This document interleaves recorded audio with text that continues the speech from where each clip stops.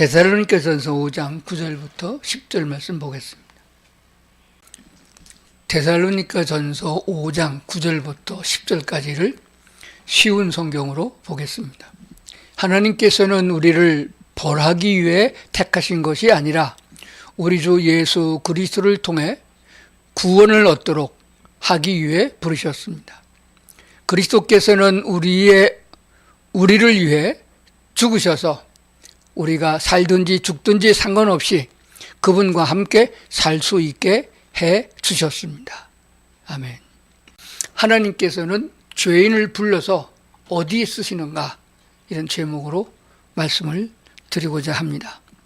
마가복음 2장 17절에 보면은 나는 의인을 부르러 온 것이 아니요 죄인을 부르러 왔다 그랬습니다. 이 세상에 의인이 있으면은 우리가 하나님의 율법에 합당하게 살아서 의롭게 된 자가 있다면은 예수님은 이 땅에 오시지 않았을 것입니다. 오지 않아도 됩니다. 인간의 힘으로는 의롭게 될 수가 없어서 어떤 방법으로든지 간에 그를 행할 수 없어서 하나님은 그리스도라고 이름하는 아들을 이 땅에 보내셔서 우리에게 하나님의 나라로 갈 수 있는 길을 안내하셨고 하나님을 만날 수 있는 은혜를 부어 주셨습니다. 그렇기 때문에 예수님께서는, 곧 하나님께서는 의인을 찾으러 온 것이 아니고 죄인을 부르러 왔다 그랬습니다. 강제로 구인장을 발부해서 끌고 가는 것처럼 천국으로 끌고 가는 게 아닙니다. 죄인을 부르러 왔다. 부르면 응답하는 사람이 누군가요? 나는 죄가 없어. 나는 날 때부터 아직까지 남에게 연필 한 자로 훔쳐온 적도 없어. 나는 죄가 없어. 그런 사람은 주님을 못 만납니다. 나는 죄인입니다. 하나님도 모르고 천지를 창조하시고 운행하시는 하나님께 감사 예배도 못 드리고 참 큰 죄인입니다. 하나님 나를 불쌍히 여겨 주시옵소서. 이런 사람들에게 성령이 임하는 것이에요. 오늘 본문의 말씀을 다시 한번 보겠습니다. 하나님께서는 우리를 벌하기 위해서 택한 게 아닙니다. 우리 주 예수 그리스도를 통해서 구원을 얻도록 하기 위해서 부르셨습니다. 왜 불렀느냐? 그리스도께서는 우리를 위해 죽으셔서 우리가 살든지 죽든지 상관없이 그분과 함께 살 수 있게 해주셨습니다. 살든지 죽든지 상관없이 우리는 주님과 함께 같이 살려고 부르셨다, 그런 말씀이 됩니다. 그런데 부름에 대해서 어떤 사람이 응답하느냐? 심령이 가난한 자, 나는 죄인임을 느끼는 사람, 지금보다는 하나님이 축복하시는 대로 의롭게 살고 당당하게 살고 에덴 동산 같은 낙원에서 살도록 원하신다면은 하나님을 바라보고 주님께 도움을 구하게 됩니다. 예수님이 십자가에 못 박힐 적에 한편에 있던 강도가 예수님을 저주했습니다. 네가 하나님이라면은 너도 십자가에서 내려오고 우리도 내려오게 해봐라. 그러면 믿겠다 그랬습니다. 그런데 한편에 있던 강도는, 또 다른 한편에 있던 강도는 주여 나를 불쌍히 여겨 주옵소서, 나를 긍휼히 여겨 주옵소서, 당신의 나라에 임할 때 나를 기억하시옵소서. 그랬더니 예수님께서 오늘 내가 나와 함께 낙원에 있으리라, 십자가에서 건져낸 것이 아니라 죄악에서 지옥 갈 인생을 건져서 주님과 함께 낙원에 있게 되리라는 선포를 하셨습니다. 주님의 말씀은 한 번도 거짓이 없는 분이기 때문에 그 강도는 아무런 행위가 없었습니다. 예배를 드린 적도 없고 헌금을 낸 적도 없고 교회당에 가본 적도 없습니다. 착한 일도 못하고 나쁜 놈이라고 손가락질만 받던 사람입니다. 그럼에도 불구하고 주님을 바라보고 나를 긍휼히 여겨주시고 당신의 나라에 임하게 하시옵소서. 그랬더니 하나님이 진짜로 긍휼을 베풀어 주셔서 아무 조건 없이 그냥 구원해 준 것을 기억을 합니다. 오늘도 우리는 이 진리의 말씀을 깨닫지 못하고 그냥 살아가는 사람이 많아요. 잘 믿으려고 애를 많이 쓰는데 물론 필요합니다. 힘쓰고 애쓰고 노력한 게 필요합니다. 그러나 우리만의 힘으로는 못 갑니다. 여기서 우리가 무슨 날개가 있다고 날아가지고 미국 LA까지 갈 수 있어요? 안 갑니다. 못 갑니다. 뭐 기러기처럼 날아서 몇 달씩 걸어가 그렇게 하면서 시베리아에 갔다 한국에 왔다 그렇게 할 수 없습니다. 우리 인간은 사람의 뜻대로 되는 것이 없다 하는 것을 알게 됩니다. 그러나 성령 하나님이 함께 하시면은 좋은 여건을 주셔서 할 수 있는 능력을 주셔서 행하게 하시니 주의 뜻대로 하는 행함은 하나님이 우리에게 기쁨과 평안을 주시고 마귀가 우리를 조롱하여 행하게 하는 것은 마귀가 속여서 우리에게 무엇인가 하게 하면은 예배를 드린다든지 헌금을 하게 한다든지 성전을 건축하게 한다든지 착한 일을 하게 한다든지 하면은 그것을 행하면은 오히려 기쁨이 없고 후회만 남습니다. 괴로움과 번민은 여전합니다. 왜 그런가 하면 성령 하나님이 우리와 함께 계실 적에 우리는 하나님의 뜻을 따라 행할 수 있는 능력을 주셔서 그렇게 하면은 주님과 동행이 되고 그러므로 주님과 함께하는 기쁨을 얻게 되는 것입니다. 유대인의 탈무드에 보면 이런 얘기가 있습니다. 꽃가게에 들어가서 꽃을 사지 않아도 꽃의 향기가 내 옷에 묻는다. 향수가게에 들어가서 향수 냄새가 향수 향기가 내 몸에 밴다. 그런 말이 있습니다. 주님과 동행하는 사람은 주님을 닮아갈 것이고 주님을 바라보는 사람은 은혜를 입을 것이고 주님만 내 하나님이라고 고백하는 사람에는 하나님도 그를 붙들고 놓지 않고 축복의 복을 더하실 줄로 믿습니다. 이제 고린도전서 한번 보겠습니다. 고린도전서 2장 14절을 쉬운 성경으로 보겠습니다. 성령에 속하지 않은 사람은 하나님의 성령에 속한 것을 받아들이지 않습니다. 그런 사람에게는 이런 것들이 어리석어 보입니다. 그런 것들은 영적으로 식별되는 것이므로 세상에 속한 사람은 그런 것들을 깨달을 수도 없습니다.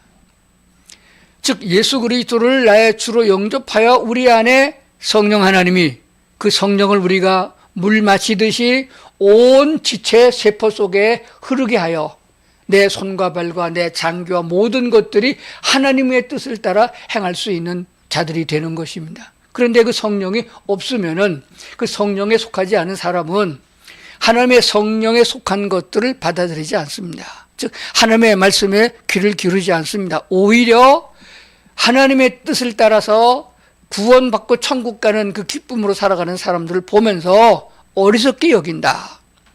깨달을 수도 없다. 그렇게 말씀하신 걸 보게 됩니다.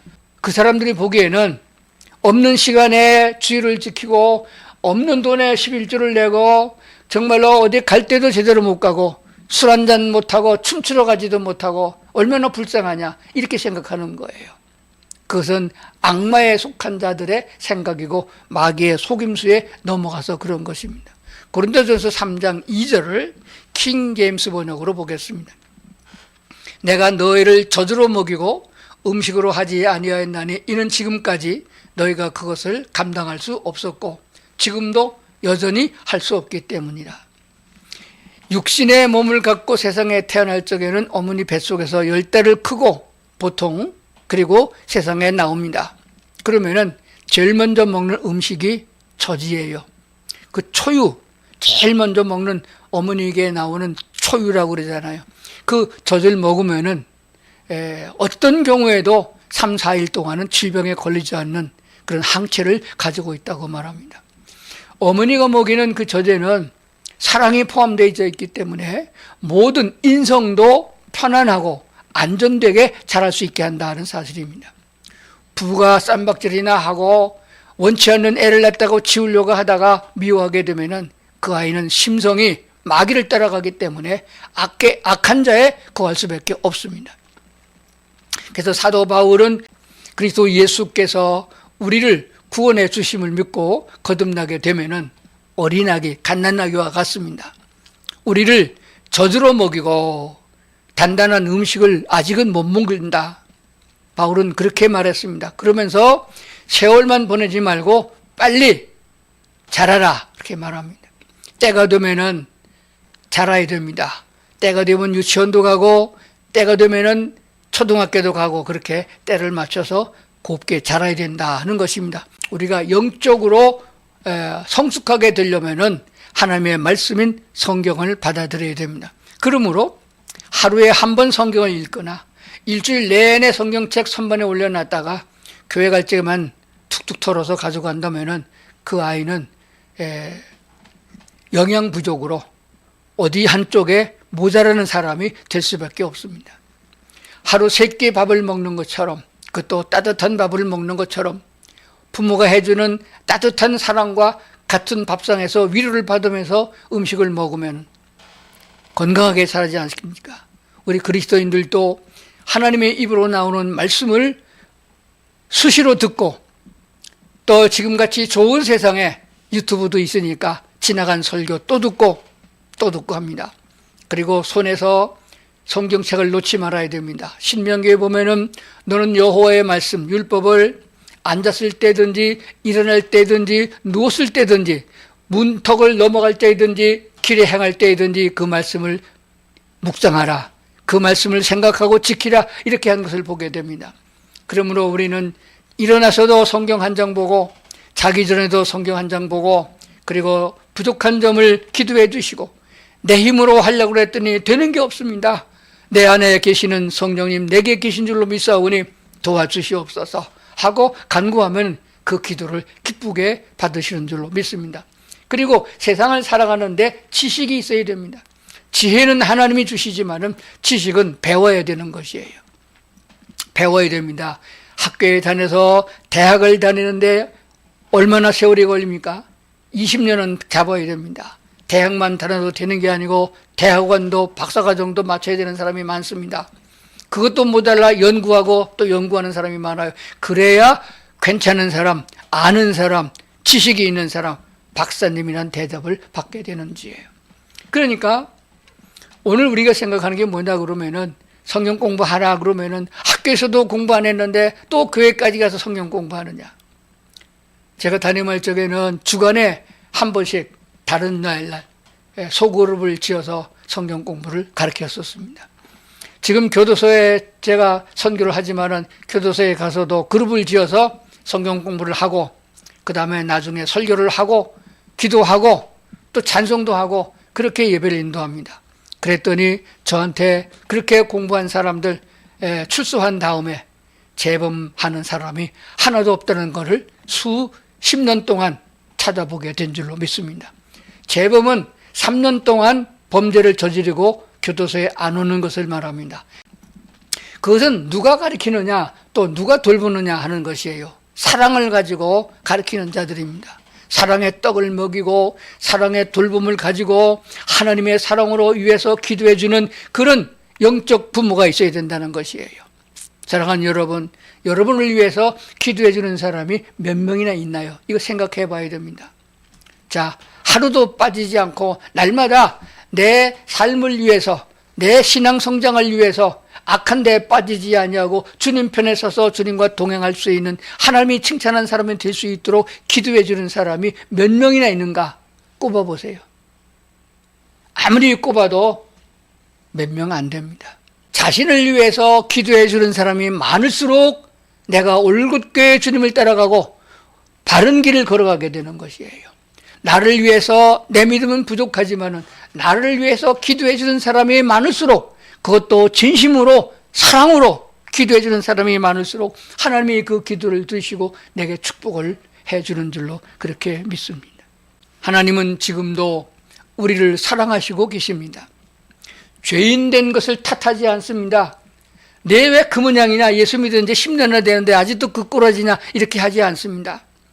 어떻게 하든지 간에 자식을 사랑하는 부모님은 공부를 잘못해도 잘할 수 있는 여건을 만들어주기 위해서 애쓰고 잘못한 것은 별로 꾸짖지 않고 잘한 것만 칭찬해주고 언제나 처리될까 기다리면서도 끊임없이 좋은 것으로 먹이고 좋은 것으로 입히고 인도하는 부모가 있음을 그가 바르게 성장함을 보게 됩니다.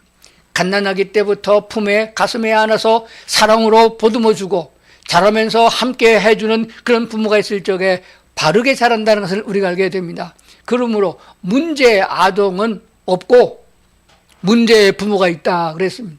지금은 이혼도 잘하고 또는 부모가 술지정하고 또 부부간에 쌈박질하고 그런 가정에서 아들이 탈선하지 않는다는 건 참 대단한 일이에요. 먼저 아이들에게 예수 그리스도를 믿을 수 있도록 위해서 기도하고 전도해야 될 줄로 믿습니다.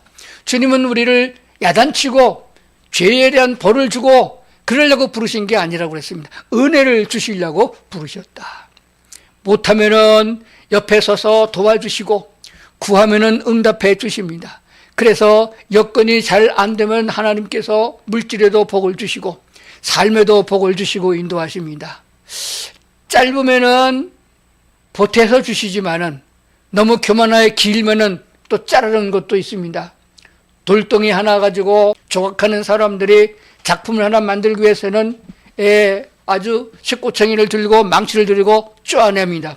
울퉁불퉁한 거 다듬어내고 그리고 긁어내고 부시고 그래서 한 작품을 만들어내는 것처럼 그리스도 예수 안에서 믿음이 성숙해가는 성도들에게는 하나님의 말씀을 마음에 두지 아니하고 내 생각을 앞장세워서 내가 할 수 있어 하고 돈으로 해결하려고 그러고 어떤 다른 지인을 통해서 문제를 해결하려고 하는 이런 경우에 보면은 그건 하나의 교만이 됩니다. 분을 내는 것도 죄요, 악을 행하는 것도 죄가 됩니다. 그렇기 때문에 하나님은 교만한 자를 물리치시고 겸손한 자에게 은혜를 주신다라고 했습니다. 그렇기 때문에 우리는 하나님 앞에 언제나 겸손한 자세로 꿇어 엎드려서 기도해야 됩니다. 거듭난다는 말은 중생, 다시 난다는 말입니다. 요한복음 3장에 보면은 니고데모라는 유대의 의회 의원이었고 원로인 그가 예수님 30대 예수님을 찾아와서 어떻게 하면은 영생을 얻을 수 있는가 그런 질문을 했을 때에 예수님의 대답이 거듭나야 된다, 다시 나야 된다라고 했습니다. 그 얘기를 들었던 니고데모는 사람이 어머니 뱃속에서 한 번 나왔으면 됐지 어떻게 또 나옵니까? 거듭나라고 그러니까 다시 나라고 그랬으니까 어머니 뱃속에 들어갔다가 다시 나온다는 말입니까? 참 솔직한 대답이었어요. 그때 말씀하기를 성령으로 행하는 하나님의 능력은 능치 못함이 없느니라. 바람이 임의로 불어도 그 바람이 어디서 와서 어디로 가는지 모르는 것처럼 성령의 임함도 그러하다. 하나님이 하시는 거예요. 이 구원에 대하여 거듭남에 대해서 구체적으로 좀 더 알고 싶고 본인도 체험하고 감동할 수 있는 그렇기를 원하는 사람은 오는 금요일날 돌아오는 금요일날 27일 토요일 28일 양일간 여름 수련회를 강원도 원주시 문막에서 하게 됩니다. 그때 오시면은 금요일 저녁부터 시작해서 저녁 집회 그 다음날 하룻밤 자고 그 다음날 오전에 집회가 있고 끝나게 되는 겁니다.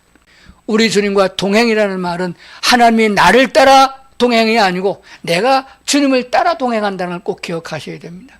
주님을 잘 따라가면은 한 걸음 한 걸음 뒤돌아보면은 다 하나님의 인도하심 없고 한 걸음 한 걸음 하나님의 인도하심었음을 보게 됩니다. 이것이 하루아침에 모든 것이 다 완성되는 건 아니잖아요. 자라면서 정서적으로도 믿음이 자라야 되겠고 또 지식도 늘어야 하고 신체적인 성장도 어른이 돼 가야 한다는 것을 알게 됩니다. 밥만 먹고 좋은 것만 먹고 키만 크고 등치만 좋다고 해서 인간이 된 건 아닙니다. 인성이 좋아야 된다. 그런 말을 말합니다. 하나님의 사랑으로 가득한 사람은 최고의 인성을 가진 사람이요. 하나님의 말씀을 마음에 담고 있는 사람은 주님을 닮아가는 사람인 줄로 믿습니다. 하나님께서 이렇게 자유와 기쁨과 평강의 복을 주시는 이유는 뭐냐? 하나님과 함께 같이 살고자 하는 사람이 되기 위한 것이에요. 우리 하나님께서 오늘도 나와 함께 계심을 믿고 주님을 찬양하는 예배를 중심해서 정말로 예배 중심의 삶이 되어져야 하나님과 동행함이 시작이 되는 것입니다. 이를 위해서 오늘도 우리는 하나님을 향하여 발전하는 달려가는 그런 성도들 다 될 수 있기를 주의 이름으로 축원합니다.